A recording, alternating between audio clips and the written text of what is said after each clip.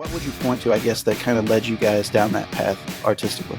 A lot of it was just like I said, it was everything that we were listening to so much different music at the time, and there was like a lot of mainstream bands that were kind of there was this thing happening in music at the time that was like just everything kind of seemed like regurgitated and the same and kind of just boring, and we always kind of hoped that we could make something that was just would stand out and be this more than I don't know. I feel like I'm not explaining it well, but the goal was just to create something that was just fun, and everything that was happening at the time was like dark and very like serious, and a lot of the imagery and everything in that genre, whether it was hardcore or metal or grind or whatever, it all felt the same. It felt like everyone was just doing the exact same thing, which is kind of what's happening in hardcore right currently. It's so boring to me.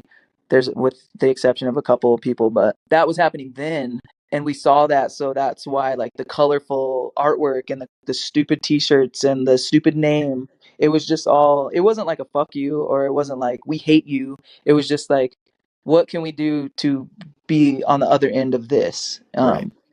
with I don't know, it's just anyone at the end of the day wants people to like their music, so you can't go as far as to making it unlistenable, Right. but you can be different enough and still have those elements that keep you in the scene, you know what I mean?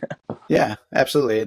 With intentionality, you could see it looking back on it of the time. Like you mentioned, there was just so many bands that were like multiple name bands, and it was always something like "Of My Dying Bride," Mm, things of that ilk. And it was always like, dark imagery, like you said. All the album covers were predominantly black, and then you're flipping through maybe the same genres at your local music store, and then you come across a CD like your guys's with a little bit more greens and tans and things on your artwork, and the silly names and wild designs, silly names to songs, that is, and the designing of the album artwork in and of itself, it just stood out. It passed the eye test as far as being different. So you yeah. guys definitely nailed that aesthetic piece of it as well.